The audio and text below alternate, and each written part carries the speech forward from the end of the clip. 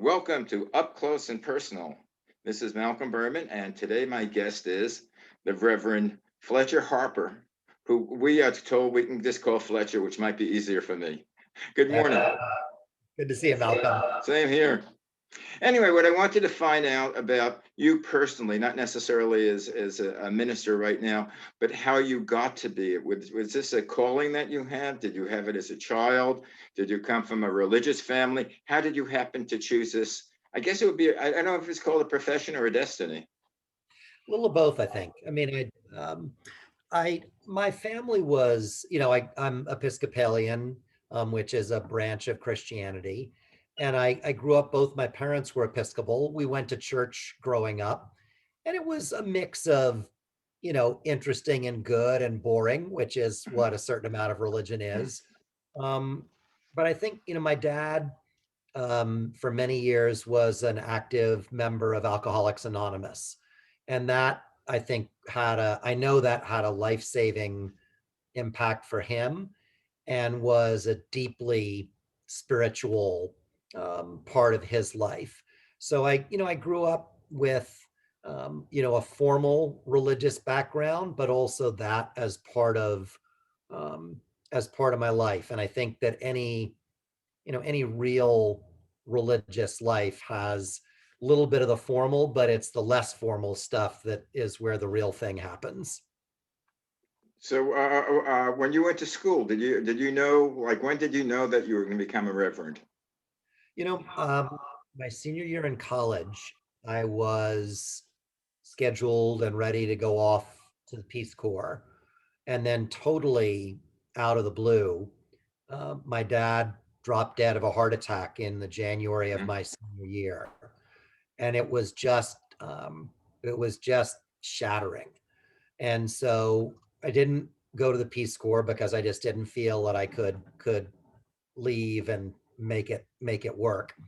Um, and I did a number of jobs. I ended up teaching for a little bit over a year in a public junior high school in East Harlem. Worked part time as an intake worker at a drug rehabilitation clinic storefront, also in East Harlem. And this was right during the height of the crack epidemic. So there was just a lot of really, really brutal drug addiction that the clinic was dealing with, and its amazing staff. And it was at that period of time that I knew I'd always been interested in writing. I knew I'd been interested in social justice.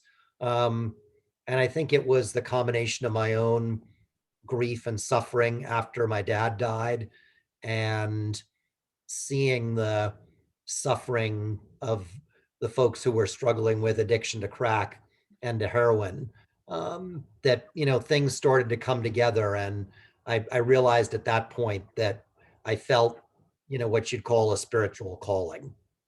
Were you living at home with your mom, or were you the only child, or? I'm the oldest of two. My brother's 3 years uh, younger than me. And I had lived I'd been away from New York for a couple of years. I'd lived in North Carolina for a year and a half. I'd lived in Washington, D.C. for a year. I did a project with a friend interviewing people who are 100 years old. We bought a used van and got a little bit of grant money and drove around the country interviewing people who were 100, and did a couple of articles and radio shows on it and that sort of thing. Um, so I'd been away from the New York area where I grew up for a while, but then came back. And during that last year, I was living back with in my childhood home with my mom. uh, yeah. So now you're working with the drug hab. Now, when did you decide that I guess it would become a man of the cloth? Yeah. I went to seminary and sort of decided right around the same time that getting ordained was the right pathway to follow. I'd always been attracted to social issues, engaging on social issues, on issues of social justice in various ways. And the people that I really admired, like Dr. King and Gandhi, were people who'd done that from a religious and moral foundation. So, that was the way in which I saw it at first, was that this was a pathway to walk into, to be able to live in that kind of way. And I got ordained as an Episcopal priest and worked as a parish priest for a decade, but also always with engagement around different kinds of social issues. So basically, from what I'm gathering, it's not so much of, yeah, I always think of, a priest or a minister as trying to save a soul, but basically it sees your emphasis is to help people.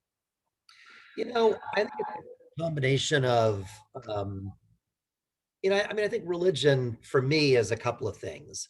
First of all, it's a gift that helps you recognize the real incredible depth of your own life, um, and to appreciate that. So I think that's when people say saving souls, to me, that's what that means. It means having a real deep appreciation for the unique person that you really are, and the gift of loving that. Um, but for me also, at the same time, there's absolutely an outer dimension to religion, in terms of creating a world that is really compassionate and loving and just. And I don't like forms of religion that try to do one without the other. I think, the more conservative or fundamentalist forms of religion, um, they focus a lot on salvation, individual Right. salvation. They also have a pretty strong social program that they want everybody to follow. And so I think religion in all its different forms has this dual kind of focus on what's inside you, and what should the outside world be like. And as Episcopal, do you have to believe in, a question, do you have to believe in God, or can you just be a good person?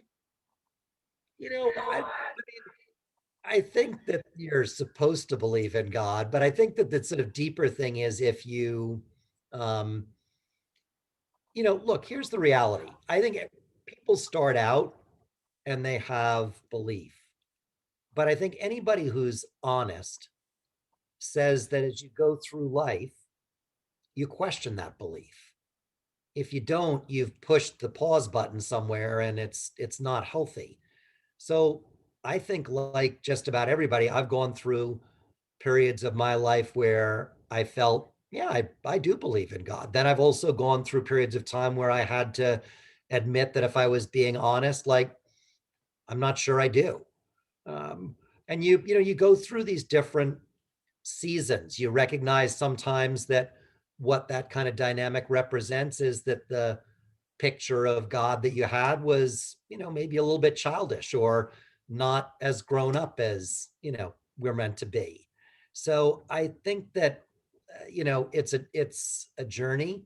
What I appreciate about the Episcopal Church is that, there's not, it's not every church I could talk in this kind of way. I mean, I think that a lot of conservative churches wouldn't be comfortable with a pastor talking in this kind of way. Um, so, I'm grateful to the Episcopal Church, because I think it's down for an honest conversation about what it is to live as a real person, struggling with, is God real, or what is God? You know. Yeah, that's as again, not being raised Jewish, but not necessarily being religious. Uh, Intellectually, I don't believe in God Hmm. as an intellect, because there's no rhyme or reason from what I see. Emotionally, I believe in a God. Yeah. But now the question is, I'm not sure, because believing in the God is, at least in my estimation, is not being on your own, is having somebody there that takes care of you, almost like a good parent that's Hmm. gonna, that you're not floundering. Yeah. Intellectually, what I see, what's happening in the world and what's happened in the world, can there be a God? And then I'm a believer that God helps those who help themselves, which I learned in college. It's sort of like, before a test, you study hard and say, "Well, I hope God helps me do this," and then you say, "Hey, God's not going to help you. You got to put in those hours of studying." Yeah. I mean, I think a lot of pictures of God are, kind of pathetic and lame. I mean, it's a little bit like, oh, please do me a favor, Yeah. Um, and I don't think that, I think that for me, the reason that I believe in God, and I like your sort of saying intellectual, emotional, the head and the heart. I mean, when my dad died, I mean, to go back to that, I was 20 years old and I felt a presence, a reality that was real and that I remember to this day that gave me an inner strength and ability to make it through that time. To me, I don't know where that came from, but it wasn't part of my regular everyday life. But there, it came out of the depths for sure. Mhm. Um, when uh, at times of really important decisions, when we fall in love, um, when we have a really close friendship, there are things in life that are much bigger than us.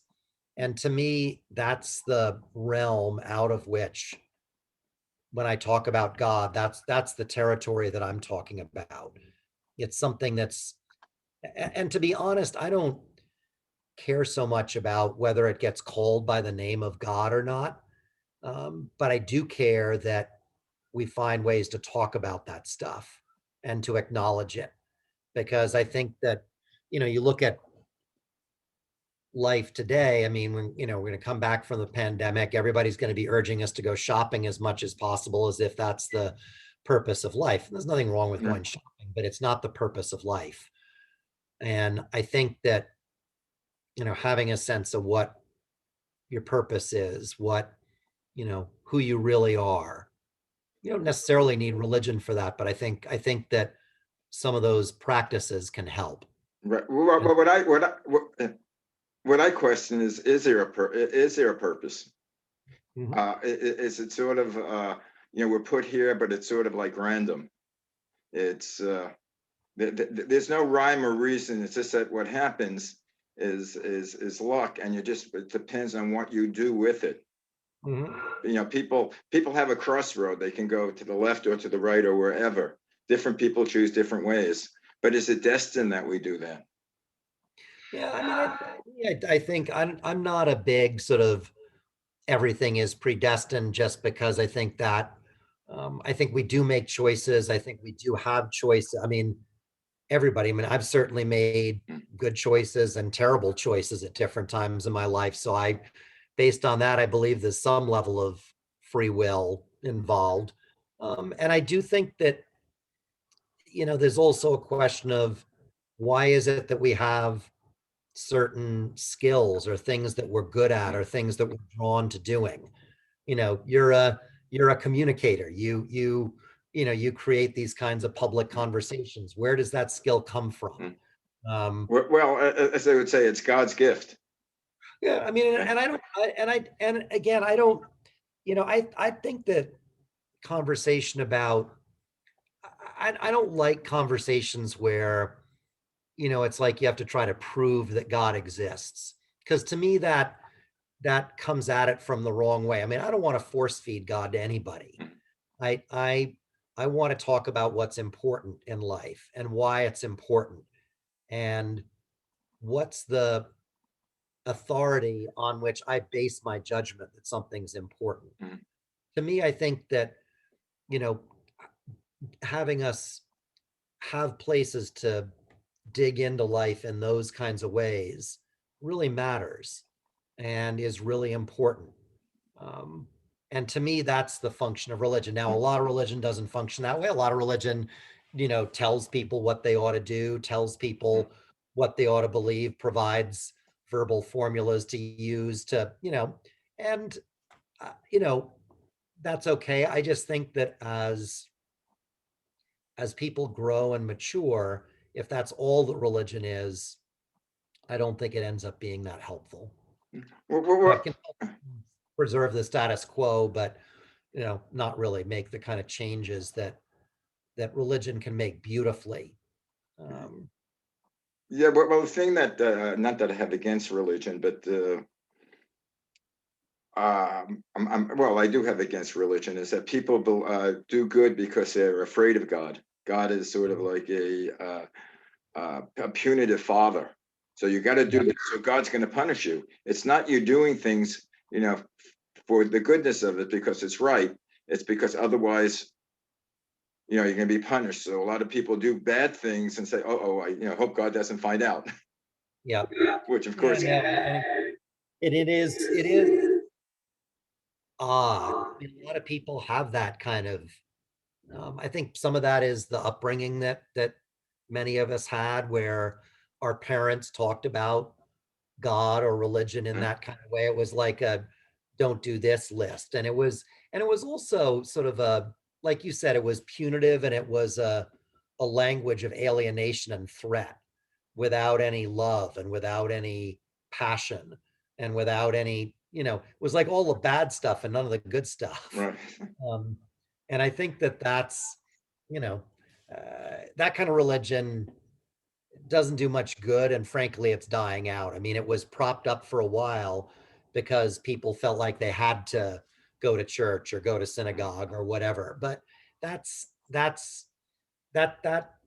style of religion doesn't hold up too well, once once societies emerge out of a more, you know pre-modern kind of phase, or out of a, sort of times of deep poverty. For some reason, I don't think that's phasing out. I think it's becoming more entrenched because what I see now is that religion is almost a way of separating people. A person is Catholic or Episcopalian or Lutheran, so they just go to their own little churches. It's what's Mhm. separating people, and of course in the integrity, it's the Muslims and the Jews who are different people. They tend to go to their little groups and hate the other groups, and there's no sign of love. I mean, if all religion was based on love, I think we would all be a much better race of people. Yeah. But that I'm finding out the love is not there, as going again as a non-religious form, as looking at some of the teachings of Jesus. Jesus was love. Jesus was giving. Jesus was caring. He Mhm. wasn't of judging. Yeah, He who has no sin cast the first stone. right. I Yeah, mean, I think also over the last, 20, 30 years, the types of religion that have flourished the most have been the more conservative, nationalist, sort of restrictive expressions of religion for the most part. Um, and that's led to a lot of people walking away.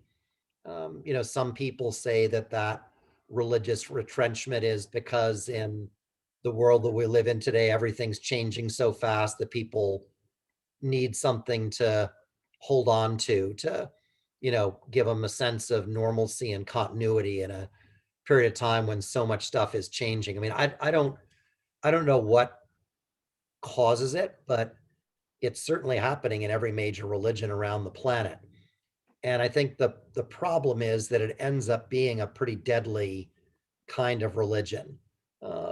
Usually because of exactly what you said, whether you've got, you know, Hindu nationalists in India teeing up on Muslims and Christians, or and Buddhists, or Christian nationalists in the US teeing up, resurgence of anti-Semitism and, Islamophobia.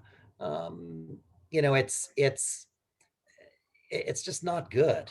And so I think that, I mean, the way in which, in the work that Green Faith does, we try to, you know, bring out those better parts of religion and put them to work, because there's plenty of problems in the world. And also I think that, if you look at several of the most important positive social changes globally in the 20th century, if you talk about uh, the civil rights movement in the US, if you talk about Indian independence from colonial Britain, um, even to a meaningful degree, the struggle for against apartheid in South Africa, religion played an important role in all of those struggles on the side of the angels.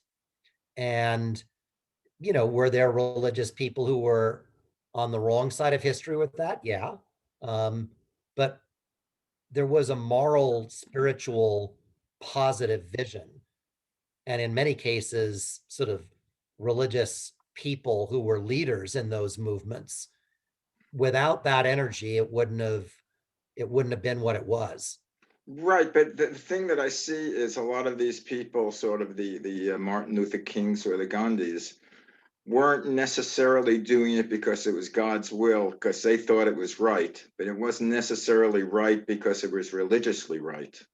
It was right because there's a certain justice that they had that balance in their own mind, that this is what's good.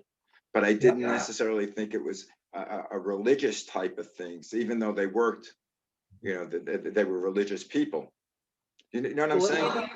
it may not have been institutionally religious, because I think that institutional religion at its heart is an oxymoron. Because to me, what you're talking about with real religion, it's like lightning. Um, there's a power to it, and a passion and a depth and a beauty, and you can't, it's very hard to institutionalize that effectively. Right. So, but I also think that that's the kind of impossible job that religions have, is how do you create, patterns of living, institutions that transmit those values and that energy. A lot of them do it in a, ineffective way. But I think that, to me, Gandhi was living the heart of Hinduism, and King was living the heart of Christianity in real ways. So I understand what you're saying. It may not have, and the reality is very often these really important social moral movements have a strong religious or moral energy, but religious institutions are often not the leaders of it. Right, So but definitely that. yeah, in essence, I'm separating religion from institutionalized religion, the rituals of religion, Yeah. versus being a religious person. Yeah. Do you Oh, see I that think that, difference? yeah, I do. And I also, but I think that the challenge with that is that if you don't have institutions, then what you end up having is the personal side of religion without the social engagement side of it, because institutions are the things that let us come together to change the world, as well as, and so I think that that's the challenge. I mean, if you look at what the religious right has done over the last 40 years, it's built a religious ecosystem that gives people a sense of inner salvation, and a very clear, restrictive, conservative, arch conservative social vision for how the world ought to be structured. So they've done that because they've got institutions, they've got churches, they've got schools, they've got, colleges, universities, they've got think tanks, they've got these institutions that promulgate that. So I think I think it's important. I think, it's important to, as as painful as they can be, I think we've got to struggle to make the institution Mm. side work, because otherwise you lose power. Well, I was talking the other day, with on one of my shows, and we're talking about charity and giving, and that seems to be the heart of religion. Where to me, is to be able to do charity. I know in Judaism, when our prayers during the high holidays during Yom Kippur, we vow to donate, to give to charity. And I found that when I found that I felt whole, or really good about myself, is like when I could give to somebody else and they appreciate it. An example is, like, I'm a believer in psychotherapy. You're always, to me, when I graduated college, going to therapy was like continuing education. The more you know about this yourself, the more you can do. And I found that the greatest is when I was in group therapy, and when someone was troubled, that you could help them. Mhm. and there was a feeling of well-being. It's almost, I guess, like being a minister, that that feeling of giving, of helping somebody else made you feel whole.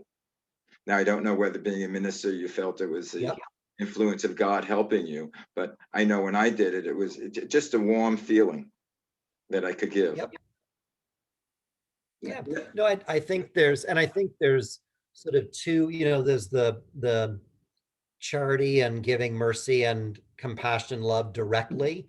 And there's also then the work for social change that is, I think, a systemic application of that kind Right. of love.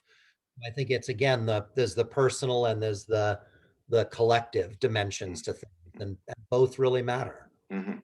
Now, getting back to what you're doing now, because I had met you on Green Faith, could you tell us a little about Green Faith and what that does? Yep, we're an interfaith climate and environmental justice organization. So we do a lot of work raising awareness in religious communities about the urgent need to get into action and to do something about the emergency that climate change is.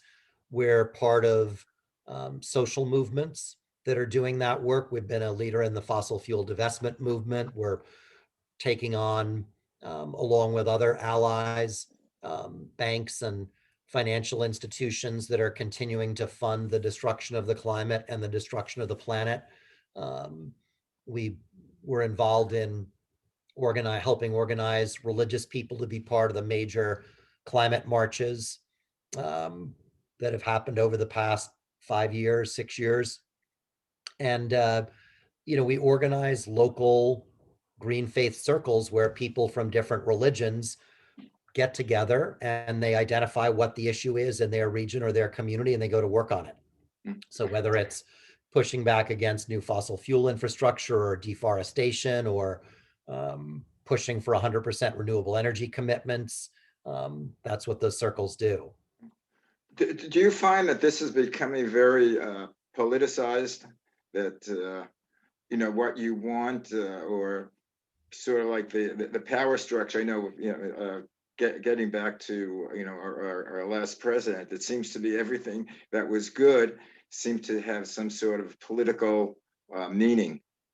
So do you find that being blocked? That you're being blocked by certain groups, or the real, or I'd say the religious right, but I'm not sure what the religious right is actually. Yeah, I mean, we find that a lot of very conservative, religiously conservative, culturally conservative folks don't resonate with our message. And to be honest, we don't spend a lot of time trying to engage them. There are a certain number of really passionate supporters of religiously based action on climate change. And then there's a bunch of folks sort of in the middle.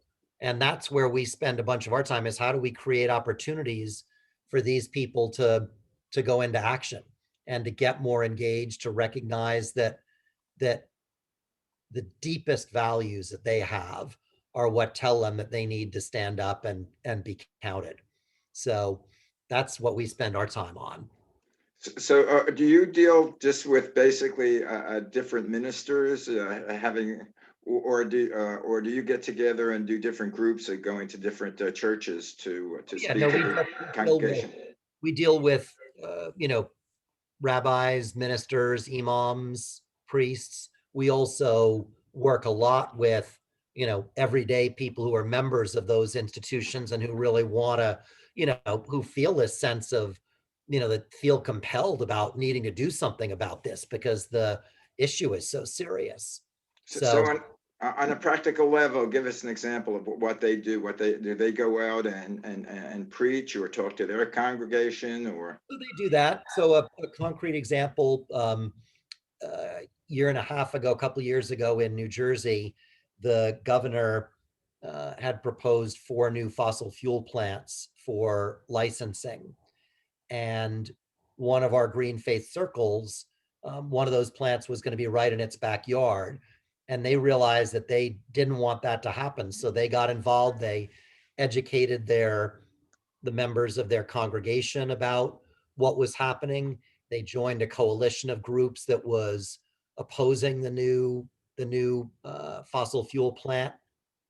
They testified at public hearings. They wrote letters to the editor. They, did a whole lot of different things. They followed the governor around to his different speaking engagements so that he will always see a message about blocking the permit to this.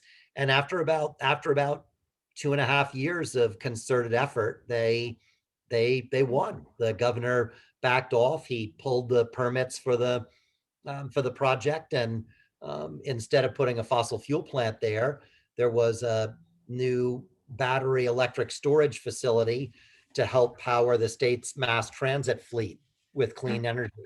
So, I mean, it was a real victory. It was a really, really big deal. Good job. Yeah. Yeah, if you hear that little thing where half hour is up, it's amazing how time flies. Yeah, it does. Well, it's good to talk to you. Yeah. What I'd like to do is, well, I actually had mentioned, I don't know if you have the time, but I love doing this. I love talking. I love the Zoomcasts. Yeah. And there's so many questions about religion, and I know religion can be good. It can be organized to make people's life better, but it also can be organized to make life worse. Yep. And I'd love to talk to you about religion and the relationship to God and people, and even have maybe of some fellow ministers that you could talk about. Because I mean, I've taken religious courses in college, and basically, after a year of dealing with the people of all different sorts of religions and backgrounds, you believe in God out of faith. There's no empirical, at the end of a few years, there was no empirical evidence for or against. Yep. And I always say, I have some friends that, are very religious, and they always try, for some reason, to convert me. I don't know why. I'm Jewish and not religious. They want to convert me to Catholicism or Protestantism. And I always tell them, I'm open for it if I have an epiphany. Yeah. If something comes and strikes me, or all of a sudden I see a vision, then I might believe it. Until then, I'm a skeptic. But I love the fact that you are taking your religion and doing good with it. Yeah, well, it's good to talk, and let's stay in touch. I mean, I can't do, I have to stay focused on our sort of Right. religious environmental work, but I'd be glad to do a program every once in a while. Yeah, because we could do it maybe once a month or once, Yeah. something like that. And again, you can get the other ministers to talk about it, and you could have your open meeting on, Good. we'll have a different thing. I know it was Dennis Prager who used to have Religion on the Line. That's Yeah, good. I don't know if you ever knew that show. So it was a radio show. I hadn't heard about that. Yeah, and well, Dennis now he's a radio broadcaster, but he's the complete right, which he's a brilliant man, but I totally disagree with him. And a very religious Jewish guy, but anyway, we could do something like that, talking about the benefits of it, because again, just being, reading some of we're reading parts of the Bible, the New Testament. It's just people followed the teaching of Jesus. He didn't have to be the Son. He doesn't have to be the Son of, which gets me confused, whether it's the Son of God and God Himself. I don't see the separation, but he could be a wise man, a prophet, and what he preached, if people just followed what he preached, the world would be a better place. Yeah. Anyway, that's Good to see you. We'll leave a lot more to be covered, but again, thank you for your good work on the environment. Good to see you, Malcolm. Thanks a million. Bye. Bye.